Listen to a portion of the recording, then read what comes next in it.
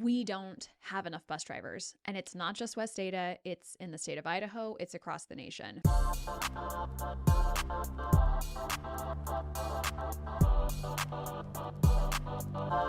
Alexis Morgan, thank you for coming today. I grew up with flannels, Matt. I think your shirt is fantastic. And you've moved on to florals, which is great. And the best part is they both start with FL, which is awesome. I really like your podcast. I really appreciate what you're doing for people in Idaho, especially people concerned with public education. So when I started digging into the bus issues with West Ada, which apparently has like the largest transportation network in the state of Idaho, and you agreed to come on and talk about this, I was super pumped. So thank you for coming today. Oh, I'm very happy to be here, Matt. Yeah. And again, quick plug to your podcast. It's Our Kids, Our School. You talk about all things public education in Idaho, though they do apply to other states as well. Yes. Awesome. Okay. Well, look, let's get into this. So there's a huge problem with busing in West Ada. Okay. And I'll just set the stage and tell me if I'm correct or not. West Ada has a lot of buses. I think it's north of 170 bus routes that they start going around. They're driving people from all manner of area. West Ada itself is a gigantic district of almost, I think, 40,000 students. One of the biggest in the state. And again, the best. When you consider the ISAT results for ELA and math, it's the best large district in the state. So great. The problem is we also have not just standard schools like Eagle High School and Meridian. We have schools of choice. So these are like your Galileos and Renaissance and things like that. These are schools that are still serviced by buses that are not required, right? Meaning that nobody's required to go to Galileo. And bus service is not required by the state to Galileo because it is a school of choice. But West Ada takes the option to provide bus transit to these schools of choice, which makes things a little difficult. Just to give you a reference point, Galileo, I believe, a standard school could require anywhere from like 2 to 3 buses to collect everybody within their zone and drop them off at school, hunky-dory, no problem. Galileo requires, I believe, 8 buses because it has something about, and we'll put some slides up, but it has north of 100 square miles that it actually draws from. So you have people way up Highway 16, you have people way up Highway 55 in Avamore, and these people are getting picked up by buses and then dropped off at Galileo. That puts a huge constraint on the other people that are just getting bused to normal schools like Eagle High School or something like that. And we're already dealing with the biggest problem, which is a shortage of bus drivers. That's ultimately the thing driving this huge problem. Am I correct? Yes, that is the number one problem, that we don't have enough bus drivers. And it's not just West Ada, it's in the state of Idaho, it's across the nation. We are short on bus drivers. And so West Ada is trying to solve this problem.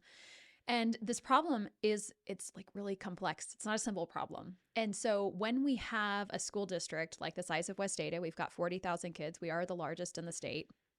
And they're trying to solve this busing problem. Well, I think at the end of the day, the fact is not everyone's going to be happy with the solution that is provided.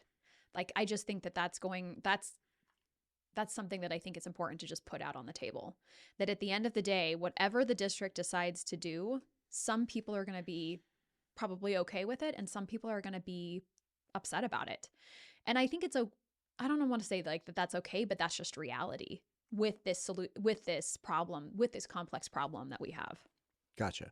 Now, again, when you're talking about people aren't going to be happy with it, the West Ada recently put out the district presented a study at a board meeting and then added to it recently in another presentation saying, look, these are the problems. Stemming from lack of bus drivers and stemming from funding constraints and whatnot, we have a lot of late buses, right? And what that means is I think it's about 1/3 of all bus routes experience late pickups or drop-offs or something at some point in the day. It doesn't mean they're late all day. It's not like, a Southwest flight that gets delayed on Tuesday and then it's still delayed on Thursday flying into Las Vegas or something. But at some point it's late. And this is, again, we're constrained by things that we can't really control. Like we can't get more people to apply to be bus drivers with the economic compensation and working situation that they're providing. But bottom line is the problem is essentially people are receiving their kids and preparing their kids to be either dropped off or picked up by the bus at a time frame that is unacceptable to them. The buses are either taking like an hour to get kids home, or kids are having to get up at like 6 to get a 6:45 bus to be dropped off at school at 8, something like that. Yes? This podcast is brought to you by Christina Mitchell with Bousher Real Estate. I personally used Christina when I was moving up here to Idaho, and I've used her multiple times since. She is absolutely fantastic. She loves the West Ada School District. If you're looking for somebody who's an area expert and really is invested in the community, I highly recommend you call Christina Mitchell with Bousher Real Estate. Yeah, there's a little bit of that's going on. So ultimately what's happening is, this really started, I think, if we're looking at timelines, because some parents are saying, hey, how long has West Ada known that this is a problem? Because I feel, I'm hearing parents say, I feel like I just found out yesterday and they're going to make this decision in this upcoming week. How long have they known about it? So I did a little bit of digging online and I saw that in January, a year ago in 2023, the Cascade Transportation System, that's the group that West Ada contracts with for busing.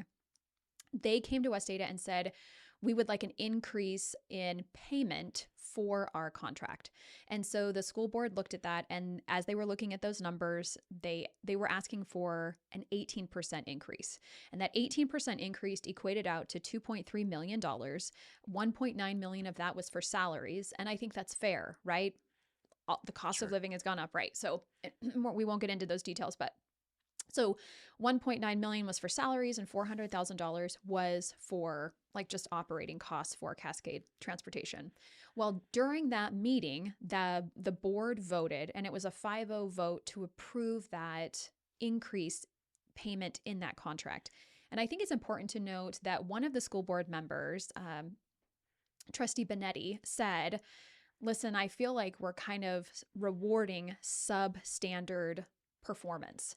Right. But they said, you know what, if this is what's going to be best for our students right now so that we can pay Cascade Station more, so they can pay, or Cascade Transportation, then they can pay their workers more. Maybe they'll get more workers and then we'll be able to solve this problem. At the time, 1 year ago, it was reported that their on-time rate was 89%. So they were only not on time 11% of the time. So they did approve it with the hope that things would improve overall. And at that time, there was 1.5 years left on that Cascade Transportation contract. So that means that in the summer of 24, that we're approaching, the contract ends and West Ada has the opportunity to renew that contract or not. And at the meeting last night, the superintendent informed the community, the parents that were there, that the school board does not intend. I don't know if that's been voted on yet or not because I didn't follow the meeting, but they do not intend to use Cascade Transportation. They plan to go with the other option, which is Durham. Right. So that's kind of the stage that we're at right now. And so the frustration for parents that I'm observing is that they feel like this is being springed on them, right? So the school district has the problem. Is it sprung or springed? I don't know, actually. Sprunged? Keep going. I really don't. Okay, so West Ada theoretically knew that they were like, look, we're switching things out. We have these big bus problems. Everything's late. We're constrained with money. They've known this for a long time, and now parents are being kind of blindsided by it. The parents are feeling blindsided by it. So what I think is really important to note is that last night, West Ada had a meeting with parents, but the reason they had that meeting was because one of the schools of choice, Christine Donnell, they have a PTA, the Parent Teacher Association down there, and their PTA member, one of their PTA members also happens to serve on the state board. And so that state board member said, hey, I see a lot of parents that are frustrated. I want to have a forum for parents to come in, and I want to invite West Ada in, and I want to invite Cascade Transportation in, and I want these parents to get the information that they need so they don't feel like they don't have information to make informed decisions, because they were hearing all sorts, right? Rumors spread really quickly. So they planned that forum, and West Ada agreed to come, and then Christine Donnell's PTA started inviting other schools of choice, those parents, to come in, which was great. And then all of a sudden, West Ada said, oh, this is actually really big. You know what? Thank you so much, PTA, for initiating this conversation. That's really important. We're going to host it at our school district building. So that's what West Ada did. And so I just think that that's really valuable to note that the PTA at Christine Donnell initiated this for parents because as a PTA, they want to be able to inform. They believe that informing parents with information is really valuable. So they have this meeting last night, and the parents are saying, we feel really blindsided. Why didn't we know? Well, part of this is the complexity of we have how, like, the question is, how well is the school district really informing parents? That's one portion of this problem. And then the other portion is, well, we have this problem of bus drivers. We have this transportation issue. And the fact is, they're not going to be able to address their communication issue. Because some parents said last night, I get like 2 emails a day from this from the school district, and I don't know what, I didn't know this information was in there. That's a challenge. And so now they have this problem. There's a shortage of bus drivers, and the school of choice parents are saying, I'm being told that my kids are not they're potentially not going to be receiving a bus ride to that school anymore. Right. And let's be really, really clear. With the school of choice, you have to apply. There's, lotteries. There are all kinds of ways that, like, you're not guaranteed admissions, and people have to plan ahead. So, like, the people coming into the school year for fall 2024, they've already had to select, apply, audition, all of the things that go along with it already. So here we are in the beginning of February. People are planning out their schools, their curriculum, the whole thing for this next year, starting in like August 2024. And now the school district's coming back and saying, hey, if you were planning on taking the bus, you may not be able to do that. And naturally, the schools of choice, again, draw from a huge boundary. Let me pull up that slide actually to show you exactly what I'm talking about. But there are some of them that draw from, okay, here it is. So the slide I'm looking at has, and again, I'll pop it up on the screen, but this is the school bus availability. And the Galileo draws from 114 square miles. Spalding draws from 169 square miles. And Christine Donnell draws from 170 miles. These 3 schools account for, 23 buses. Okay, so if you have kids going to Galileo, there's a high probability that's like maybe this person really can't be driving their kid, like 45 miles or 30 miles or whatever the distance through the roads are. But you were relying on the busing system, right? You were saying, okay, I can take my kid to Galileo because we had the bus. So now 6 months to go, everybody was like, hurry up and wait, hurry up and wait. And now they're realizing, oh, I may not even be able to have my kid go to the school, which means you're going to have a completely different education experience, especially, and that's just taking into account kids that were applying and planning on going. That's not even taking into account kids that have already been going to these schools and very much enjoying and utilizing the bus system. Right. And so that's where some parents are saying, listen, depending on how long you've known about this, I don't know. But the fact is, as parents, we're just being informed right now. And we have been informed, and we've already had to apply to the schools of choice, and we've already received our approval for the schools of choice, and we've already designated that we're going to go to that school of choice. And we've made that decision for the upcoming school year. So they're saying, if you change... if school district, if West Ada, if you change your mind and say, we're not going to provide those routes to you this fall, that doesn't seem right, because based on information that we were given, we had to make a choice. But now you're changing the information that you're giving us. And so then parents are saying, well, if I have to change my decision, it is possible that my neighborhood school is at capacity. And so even if I say, okay, well, my kid's not going to go to that school of choice anymore, my kid's going to have to go to their neighborhood school. My neighborhood school's at capacity. Now they've really got to go now it's, 2 different schools away. And the district will provide busing over there. Because you're being forced out, the district provides busing for that force out position. So it kind of, my point being that it puts parents in a really challenging situation to have to decide, well, what is it that we're going to do? And the school board is going to make a decision. They're going to determine this Monday how they're going to decide on how they want to proceed forward with these different options. So at this meeting last night, parents were told, here's our problem. We don't have enough bus drivers.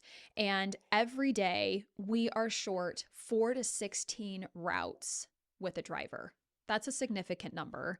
And to your point earlier about if there's 172 routes, how many did we say were with schools of choice? Oh, gosh, it's oh my gosh, I'm botching this. I think it's a third go.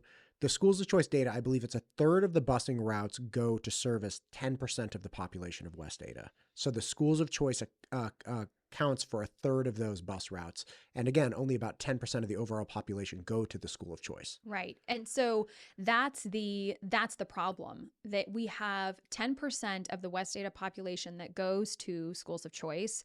And so depending on the options that are chosen, it impacts the other 85-90% of students who go to their traditional school. Right. And to be clear, the state does require that West Ada provide busing service to people going to, say, like Eagle High or their neighborhood school, however you want to call it. They do have to provide busing service to those people. They don't have to provide busing service to the schools of choice, which means that West Ada is providing busing service to these schools of choice and meaningfully impacting the wait time and the issues with transportation to the just standard neighborhood schools. So it's a big wrangle, and none of the solutions presented has been great. They all have drawbacks, right? Like one option was, okay, let's essentially have parents drop their kids off at their neighborhood school. Okay, so the school then becomes this pickup zone for the kids. So it's like, okay, your neighborhood school is only a mile away. Get your kid there. And then we'll shuttle that kid from the neighborhood school to the school of choice. Okay, that seems like, well, that seems all right. And again, it's called a shuttle service at that point. It's not a formal route. So they shuttle from the neighborhood school to the school of choice. The problem is the time frame that those schools are in service and operational are different. And then they have to shuttle. So say the neighborhood school is all done at 3:45 or 3:50. Well, the school of choice might be done at 4 o'clock or 4:15 or 4:30. Even if they're done at the same time, you still have to get all of those kids. If they both close at 4 o'clock, you still have to get all the kids from the school of choice at 4 o'clock, and some of those shuttles are going to be leaving later, and then all of a sudden drop them off at this school that has been deserted for a half an hour. So now you have elementary kids like sitting on the curb outside this elementary school at like 4:45.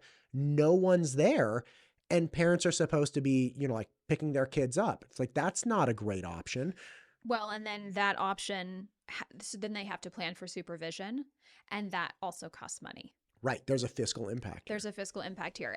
And on the topic of financial components, it's really important to note that when it comes to busing, the school districts only receive 85% of a reimbursement for kids that ride the school bus. And it's not necessarily 85%. So I was looking online and I looked up, all the parameters from the state in terms of busing and percentages. And there were, a 50% reimbursement, 85% reimbursement, and 100% reimbursement. And I'm here to tell you, I don't speak financial literacy when it comes to state and busing transportation. There were categories I just didn't understand what they were saying. But a lot of the X boxes that were indicating that, yes, this category would be reimbursed was 50%. So West Ada, if let's just say best case scenario, they're receiving an 85% reimbursement for a kid that rides the bus. That means that West Ada has to cover the other 15% of that cost. I actually don't know how much of reimbursement that West Ada receives from the state for kids that are school of choice. Does the state differentiate? I don't know that. I don't have that data. So that's kind of the other component that's challenging, is that West Ada is working within the parameters of what the state provides financially. And West Ada, we've all heard that you get your best bang for your buck here. In West Ada, a taxpayer only pays $371 per student per school year. So that means that if we wanted better services from our school district, we as taxpayers would need to pay more. And I'm guessing that a lot of people actually would want to pay a little bit more, especially these schools' choice parents, right? They would say like, gosh, I think that paying a little bit more to provide some of these services would be essential for all of our kids if we could be on time. Well, then that means that those people would need to turn out to vote when the school district has their levies, which help bring in those local dollars to be able to support that education. At the end of the day, you pay what you get for. And you also get what you pay for, which is an important point. Yeah. Yeah, and again, watching the levy and seeing how it all played out, and then even just seeing the elections of at the end of 23, it became very evident. It's like, okay, look, we I'm going to make the gross assumption that a lot of people enjoy living here. The problem is it is absolutely an older population. You have people that, are perhaps 16, 70, not saying those people don't care about public education, but they also very, very much care about living on fixed incomes, or rather, there are more of them worried about fixed incomes. They don't want their property tax bills going up. And they represent a far larger voting bloc, right? Not per capita, although there are a lot of older people here, but the people who actually turn out. So the people that really want the busing, let's say the average age is like 30 to 40 or something. It's like working age parents that are like trying to get their kids to school, all that good stuff. Great. They're just not showing up as frequently as the 70-year-old who's like, I'm on a fixed income. No, not voting for that levy. So there are real problems with funding this stuff. People want lower wait times. They don't want to pay more for it. And they want things that are not required by the state to be provided forever. Those are like the three big problems. They're like, I don't want to wait 55 minutes for my kid to get home. I don't want to pay any more money, taxpayer on average, or voter on average. I don't want to pay more money. And I want to continue this optional service that's not required by the state, which is the busing service to the school of choice, without having to worry about any of this stuff, right? And these things are just like, you can't hold all of them together. They don't work. Agreed. They don't work. And at the end of the day, the state is, the school district is obligated to fulfill, X, Y, and Z when it comes to, like, let's just say busing, for example, right? You were talking about busing. But if they're obligated to fulfill that for our traditional kids, but they're also doing it for our schools of choice, well, then the parameters might have to be a little bit wider. We might have to pick your kid up a little bit earlier, and they're going to have to get home a little bit later. Right. We're going to have to deal with some of these options, and some of these options, right. We should probably do a rundown, because like there are solutions here, like there, or rather options. Not a single option is perfect, right? So why don't you start just hitting a couple of them? Yeah. So the first option that the district is just eliminating the busing, saying altogether, we're going to eliminate schools of choice. It is an option. They put it on the table. No one likes it, but it's an option. Right. And this would obviously take the bus driver shortage. That would alleviate a lot of that. You'd reduce the funding for but it's also not great, because West Ada enjoys having these incredible schools of choice. And a lot of those, or at least a significant portion of those kids, are utilizing the bus service. They're coming from a wide range of areas. And it's like, well, yeah, you can eliminate the busing to these schools. Fine. But you're also going to decrease the quality of offered education within West Ada. Yes, and those schools of choice, I think it's important to note, alleviate some of the pressure from the neighborhood schools. Like West Ada has built their system around also needing those schools of choice for people. Right. And if we eliminate busing, then it's who can get their kids to the school? And then it becomes kind of, differentiating between the families that can support getting their kids to school and the families who cannot. Right. Now, and I will say that, in other districts, there's a rural school district, and my nephew goes there, and his bus comes at like 6:45 in the morning. And he's an elementary school kid. That's really early. And so what his parents do is they say, you know what, that's too early for him. We're going to drive him to school in the mornings. And then the afternoon, he was getting home so late, like 5 or 5:30, and he was falling asleep on the bus because he had been leaving so early in the morning. And so then they utilize like the after school club that, is there in their community. So there are different resources for parents to tap into. And I think that's valuable to note. Right. Okay. So we can eliminate everything altogether. That's bad for a number of reasons. Okay. Then the next option is stagger bell times.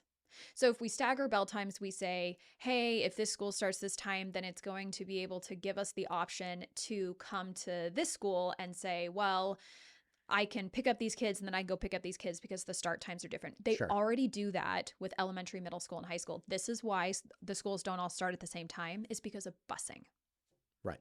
Now, the problem with this is you obviously have kids that could potentially be getting home at like between 5 and 6 p.m. Like it could already be dark outside. You're compromising a significant amount of your extracurricular activities and family time. I mean, like if you have an elementary school kid getting home at 5:45, that's not great. Right. And as you're pointing out, we already stagger things. So if we have to stagger further to essentially accommodate this, it's going to exacerbate the problem with like this kid is 7 years old and he hasn't eaten dinner. School ended hours ago, or should have ended hours ago. You also have a huge problem with further staggering school start times with parents, because you have dual working parents in a household. I got to get my kid off to school. Like, this was one of the huge crises over COVID, which is like, I have to get to work.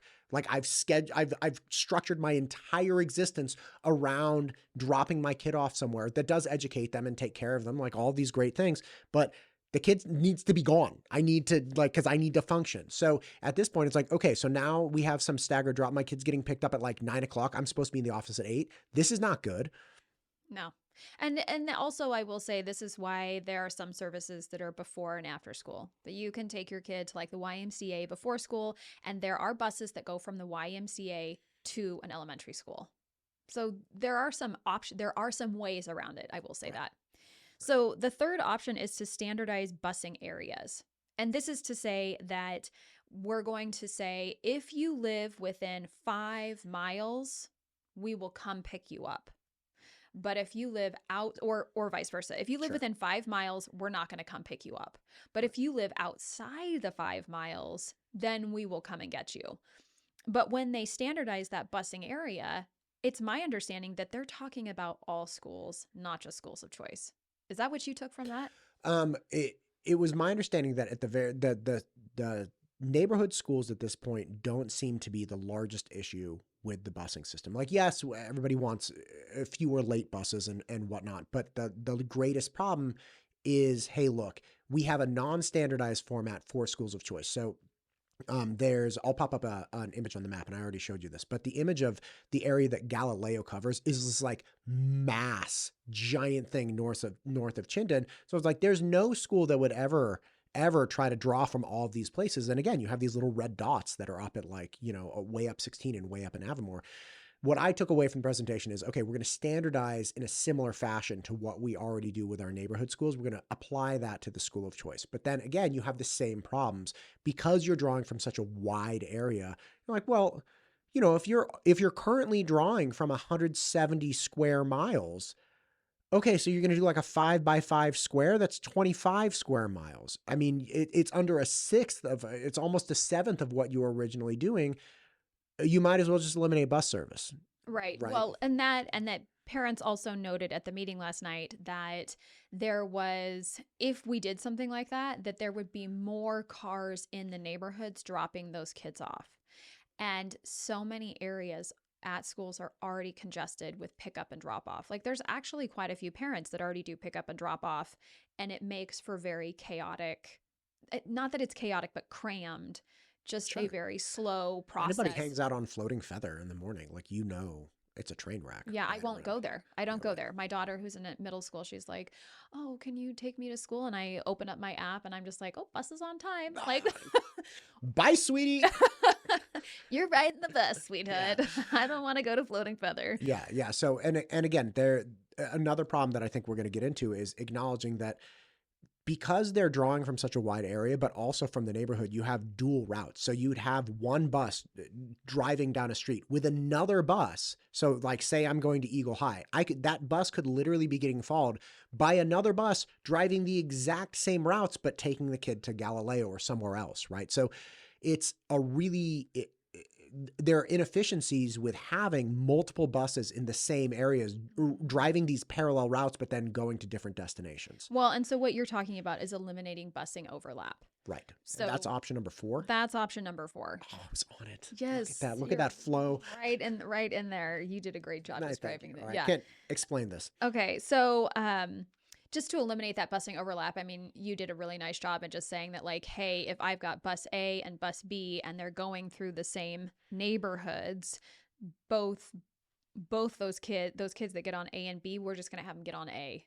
And we're going to drop them off at their neighborhood elementary school first, and then we're going to go drop them off at Galileo. Right. So the first, you got 2 kids, they're getting on different buses. Now they both get on the same bus. Kid 1 is going to his neighborhood school. And then just like when you do a stopover on an airplane, it's like, hey, whoever's continuing with us to, wherever, just stay in your seat.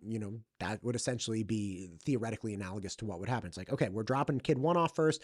Kid 2, stay where you are. We're going to drop you off at the next school. And it's important to note that with that particular option, 1, they're either going to have to change the start times, or they're going to have more coverage at the school before or after school, because if we need to get kid A to their neighborhood school and it starts at 9 o'clock, then we're going to have to make sure that they're there by 8:40 or 8:35, which is about 15 minutes earlier than we normally have them there, so that we can make our way over to the school of choice and get that kid over to the school of choice on time. Right. So there are some with the eliminate busing overlap, there's some changes potentially with start time or supervision coverage before or after school.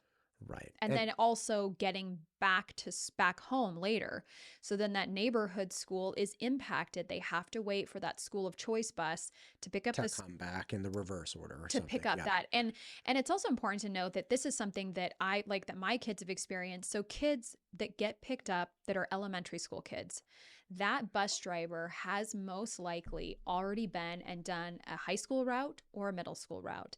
And if anything happened on those routes, so let's say that a middle school bus driver, bus driver starts their route and they find out that morning that the route right next to them, the bus driver called in sick, they don't have everyone to cover. So that middle school bus driver is now covering 2 routes or, a portion of a route. Sure. So picking them up, getting those kids to school. So now those kids at the middle school are late.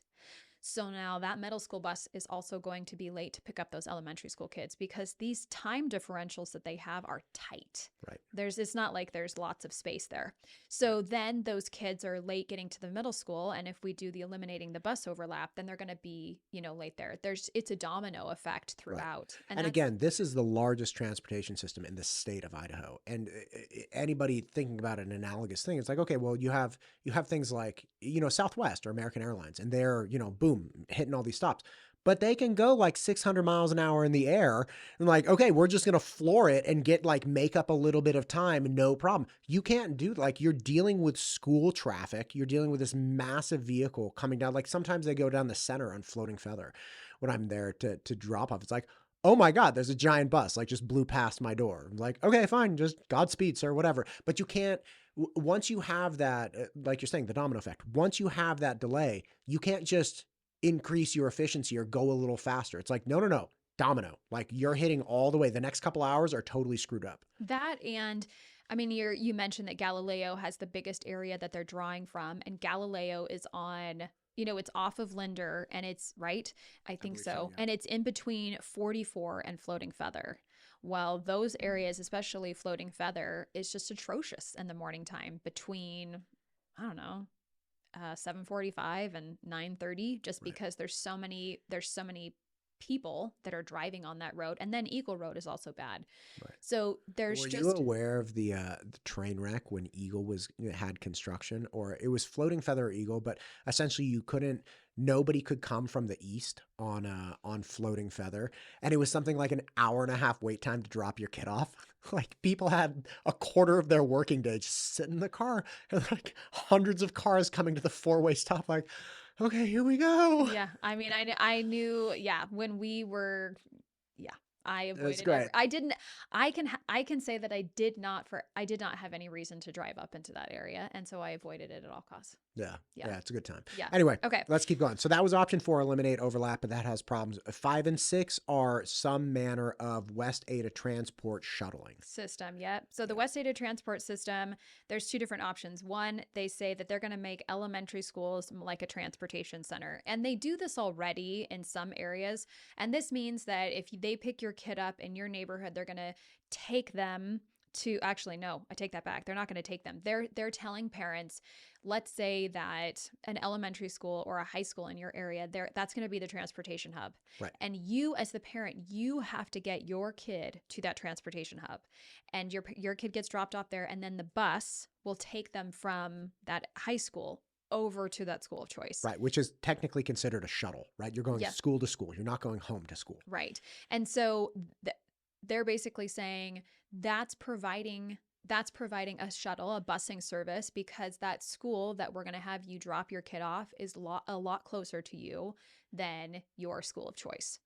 And so the issue with this is that they have to have supervision, because if, let's say they made Eagle High School the shuttle, sure, and the high school is done at 2:40 and teachers are out of there by, I don't know, 3:05, 3:15. elementary schools are not out until 4 o'clock, I think. And so those buses then wouldn't get to that shuttle, that Eagle High School, maybe until 4:20. So now you've almost had an hour where there's no supervision there because the high school doesn't have to be there. So they have to provide a supervision option for kids who are there. Let's say mom or dad doesn't show up because something happened or they forgot or whatever. So now that little elementary kid is just sitting there waiting for mom or dad to come get them. So the district would have to provide, it's another fiscal, component to the district. But then not only is it a fiscal component to the district, but it's also, we actually have to find an employee to do that. And that's actually really hard to do when you go to we already don't have bus drivers. We already don't have bus drivers. We're looking for employees. Yeah, we are. Like, if you go to the school district and you want to see what jobs are available, there are a lot of jobs that are available for classified. I think it's classified. That's what they call it, employees, people to fill these to fill these roles. I mean, at Eagle Middle School, they have parents who are coming in and offering supervision during lunchtime at a certain location because they're short on employees, and parents are happy to do it. They can fill that role. Right. But, and so, some parents are saying, oh, like, well, could we do that for, supervision? Well, the problem with that is that wherever that supervision is going to take place, there's not already a principal or some other major employee at that school to supervise. Right. You can't just have like 100 people hanging out at a school led by a volunteer. Like, I volunteer for chess club. I'm a big fan of chess, right? I've had to miss it several times, not because I wanted to, just things came up and it's like, I'm really sorry, I can't make it today. And they're like, okay, no problem. I mean, you just can't do that. Like, there is a role for having a professional that is going to be there, that has the capacity to be an administrative or safety mechanism for the kids. Yes.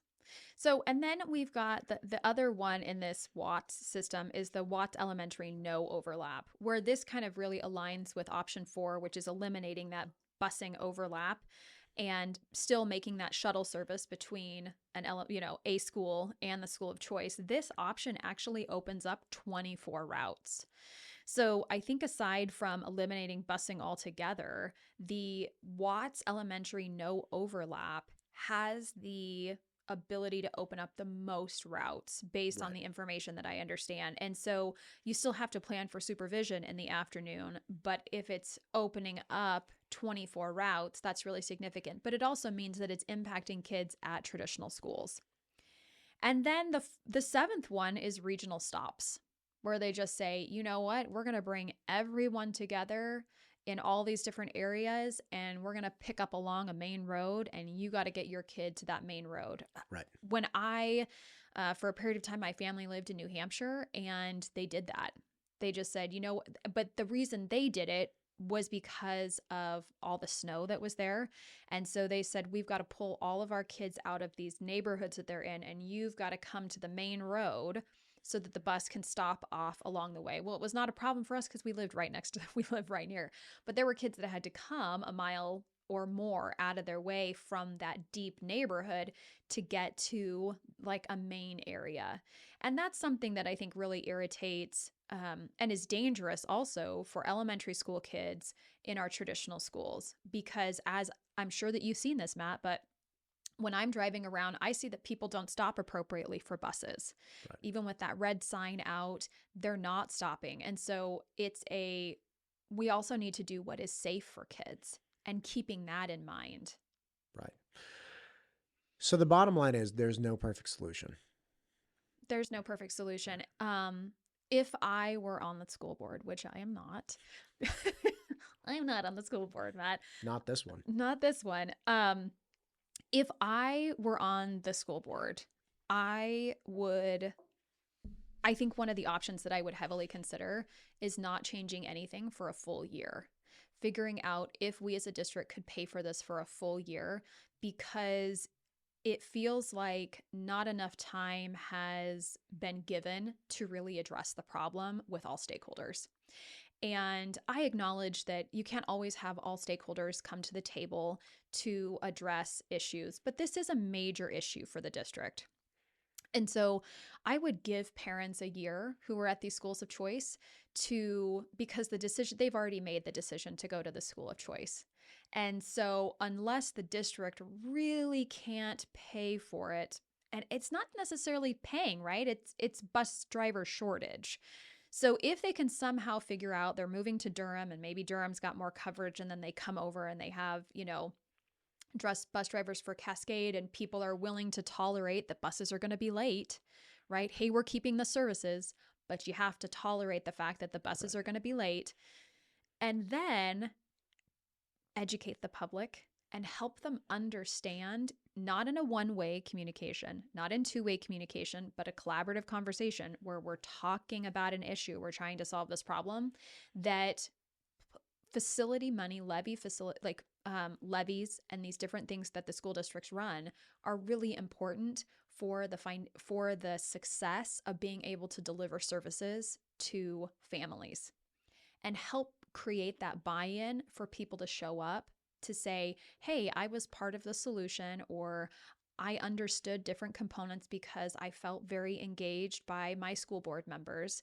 And then that helps people show up at the polls and helps them with those different things. So I think that that's what I would do, but no one's asking for my opinion. Well, I appreciate it because, again, there are a lot of people that I ended up speaking with last fall about the different people running for school board and just elections in general. And it is really clear we have a very diverse population of experiences. This is obviously it's a beautiful melting pot from a lot of different areas across the country, right? And I think that's a wonderful thing, but I also think it brings problems because there are people that have had, for instance, Tom Moore, wonderful guy running for school board, and he had a horrendous experience in Southern California that included illegal activity by the Board of Education. I think the superintendent got busted for embezzling. There were all of these problems. They did some insane retroactive school board levy where they weren't planning on making interest payments for something like 30 years. And so the bond or the levy that they had essentially passed, which was, it was something like the point is it ballooned to some astronomical number. So the taxpayer signed on for, it was like 150 million or, 1.5 billion or something. And it was going to end up close to like $100 billion because they were going to delay at 8% and things doubled really fast. And that's compounding interest is a thing, right? So we have people that are here with diverse backgrounds, diverse experiences that, like me. I've only lived here for 2 years. So I'm learning everything. I have the very good fortune of speaking to people like you and the board member, Dave Benetti, who, by the way, he's super available. Anybody wants to call him. He insists, I give everybody my personal cell phone. Call me anytime. So, and I want to say too, because I really appreciate that Dave is always so available to people. And it's been my understanding that West Ada, I think we're really fortunate to have board members who are available and who want to have conversations with their patrons. Right. That's valuable, and that doesn't happen everywhere. And so when I was at this meeting last night, I was asking some of these parents, have you contacted your board member? And the response was, well, yeah, I've been emailing the principal. No, have you been contacting your board member? Yeah, I've been emailing the principal. And I look at them. Okay, not the same person. Yeah. We're on the same page here, right? Yes. And I said, okay, I hear what you're saying, and I hear that you're expressing frustration to your principal. The principal is not the one that makes the decision about busing. They actually have nothing to do with busing. They just make sure those kids get on safely and that they're headed off in that direction. And if a kid gets left, at the school, they're there waiting for them. But they don't make those decisions. It's the school board member that makes the decision. Do you know who your school board member is? No, I have no idea. Okay, what school, where's your school located? And so, one parent was like, oh, it's this one. And I said, great. And I pulled it up on my phone and I said, it's Angie. Angie's over zone 3. She's the one you contact. Another parent, Galileo. Well, I know that's Dave. I'm like, that's zone 4. That's Dave. Contact Dave. And then one parent said it was really, I think it was just really disheartening to hear. She was like, they don't care. What is my phone call going to do for them? And I was like, your phone call is going to inform them on your experience. Well, they probably already decided. No, you don't know that. And as a board member, they're not supposed to make ultimate decisions until they get to their board meeting and they receive all of the information, and then they determine what they want to do. Yes, these board members have opinions and they don't all have the same opinion. but they do really value patron, like parent input. And so that's something that I wish, like, that's like one of the biggest messages that I wish parents would take away, is that your voice matters, your vote matters, and especially most importantly in our local areas. And your school board members, they need to hear from you. What you have to express is valuable. And I'm going to say this also, you don't have to be mean about how you talk to them, because they're people, they're parents just like you, who are going through different things, who are volunteering their time, volunteering, no one gets paid to serve on that school board, to help run our schools. And so those people, I genuinely believe, deserve a level of respect for what they do. And so emailing them or reaching out to them and saying like, hey, I have a legitimate concern and I would like you to be aware of it. That's going to be one of the most effective things that parents can do. And if the West Ada school board members aren't kind to you, gosh, I'd like to know about it, because I would be surprised. Yeah. Come tell me. If you have been done wrong by one of the board members, I would like to know. I would be happy to have you on the show. But the jaded and cynical position that you just said somebody expressed to you, which is like they don't care. I can tell you for sure, I interviewed all 8 people that were running for the 3 spots in West Ada, and which is wild to have 8 people running for 3 like essentially volunteer spots to just help kids. Every single one of those people really cared. And I talked to them at length off air and on air. You don't have to go back and watch the interviews, but there's no way you could leave hearing those conversations being like, this person doesn't care. It's not like, I understand the cynicism around politicians. These are not politicians. I understand they are elected by the people. That's fine. So like, fine, call them a politician. These are not career politicians. There's nothing to make a career out of being a board member at West Ada. They literally want to serve. And there's no way that at the very least, Trustee Benetti would be providing people with his personal cell phone. Like the biggest problem when you talk to Trustee Benetti is getting off the phone, because he wants to give you so much information. And the number of times I reached out, one of the first times I talked to him directly, I had done an interview with him about the board levy. And then I called him with regard to one of the playground snafus. He was on the phone with me for like an hour. Out of nowhere, it was 2:00 on like a Thursday. And I called him. He picked up the phone immediately and talked to me, stopped everything he was doing and talked to me. And when I got off the phone, I realized like, oh, Matt, you were coming in real hot. You had no idea what was going on. So for the people that say like, oh, I'm not going to call, they don't even care. Let's even make the horrible assumption that you're right. They don't care, but maybe you should care about what they know, because they know a lot more than what is getting passed around on social media. They know a lot more than what is just being like, passively communicated at pickup and drop off. Like, I don't agree with the assumption that they don't care, but even if you want to make that claim, they still know things that may change your mind, right? So educate yourself at the very least, like give them a chance to surprise you with the complexity and knowledge that they have. Well, I love everything that you're saying. And actually on my podcast, Our Kids, Our Schools, I just had an episode that's centered around the role of a school board member in our education system. And I heard that episode. That was great. Oh, thank you. Yeah. And one of the things that I think is just so important is that most people have no idea how important a school board member is in the lives of all of us, with our kids, with our experiences with our schools. And yeah, the people that we interact with on a regular basis, which are our teachers and our principal, those are the people that we're seeing all the time and we're developing our relationships with. And they are also making decisions. But when it comes to these like high level decisions, that's the school board. Right. They're making the governing decisions. And it's so important for community members to be able to, they need to inform themselves. Like they need to be educated on these issues. Now, I will say this, that school board members, they need to be interacting with their community members. And I feel like West Ada is doing that. But the school board is not responsible for the communication.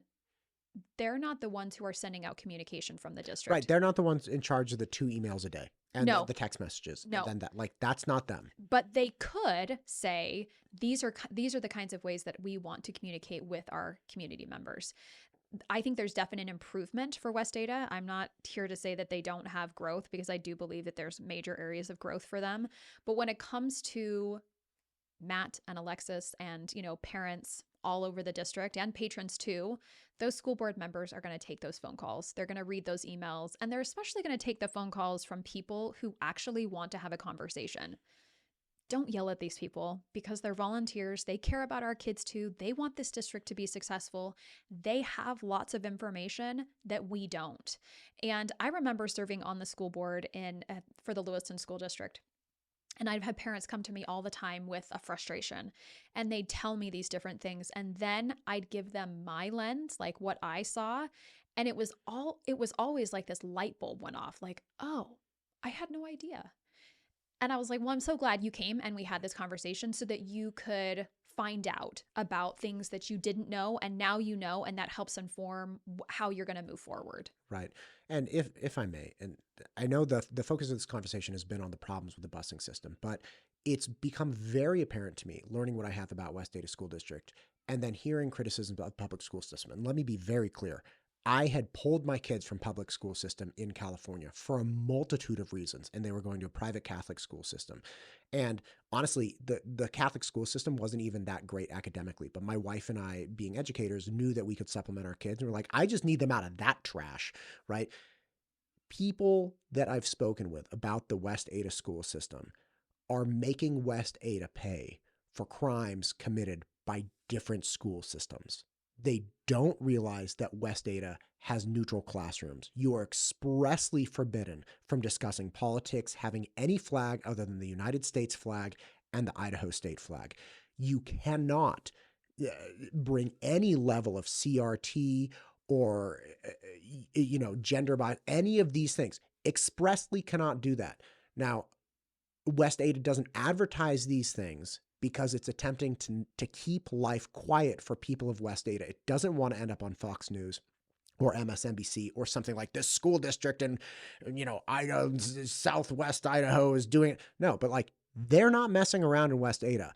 And they're also not the surrounding school districts. Their surrounding school districts absolutely have made waves and news. The Boise School District has a board member who's kind of off the rails.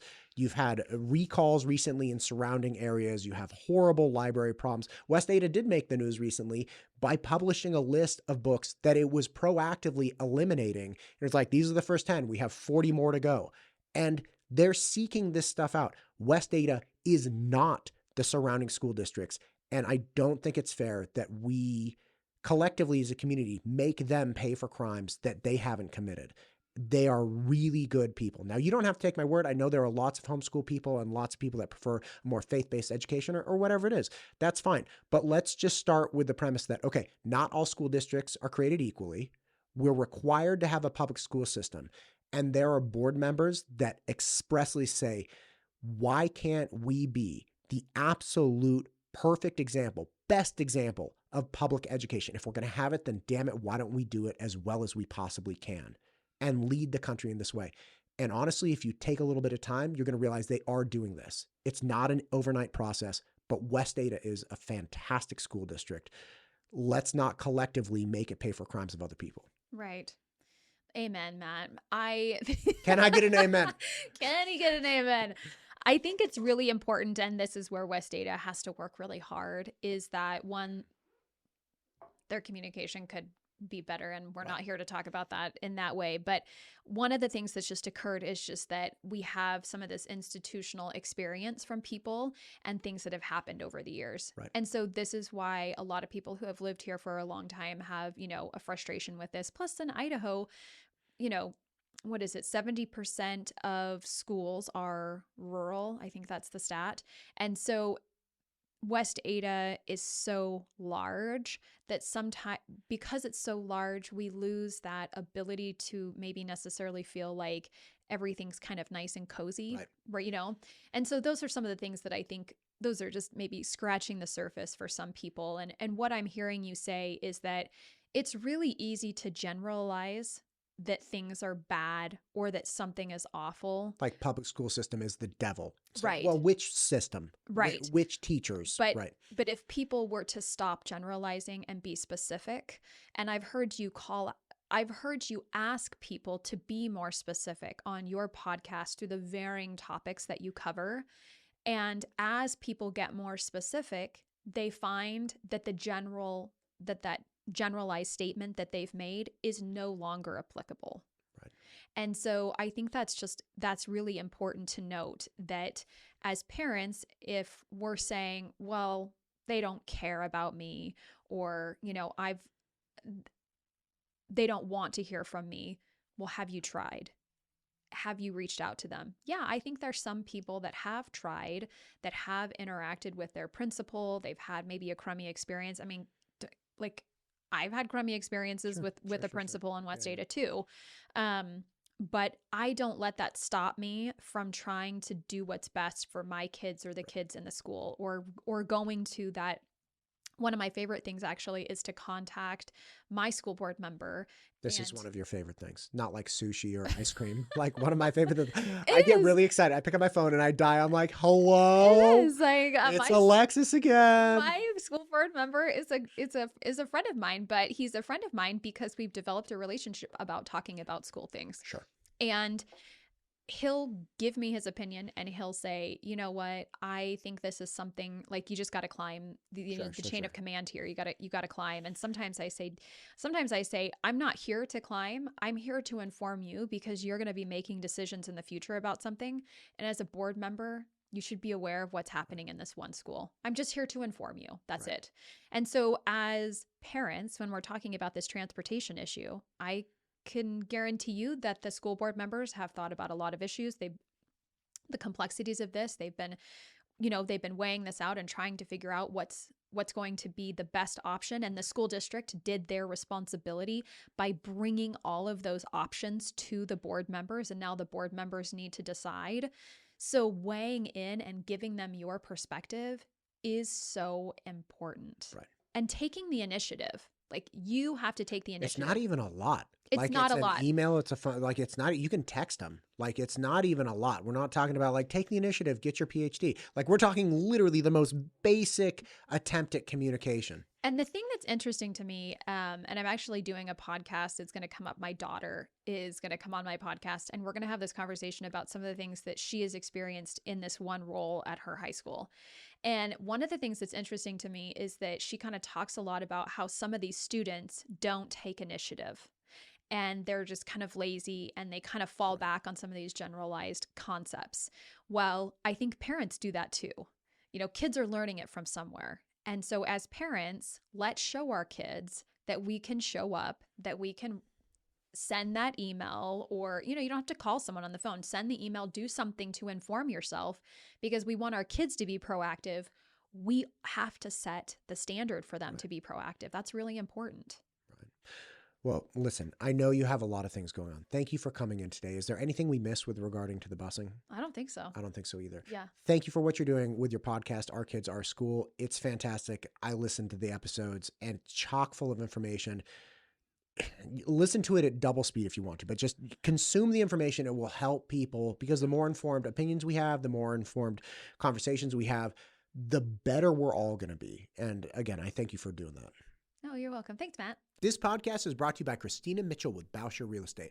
I personally used Christina when I was moving up here to Idaho, and I've used her multiple times since. She is absolutely fantastic. She loves the West Ada School District. If you're looking for somebody who's an area expert and really is invested in the community, I highly recommend you call Christina Mitchell with Bousher Real Estate. This podcast is brought to you by MTU Studios. If you're looking to start a podcast or need content for your business or personal use, content of any type, please reach out to MTU Studios. MTUstudios.com. We'd love to help.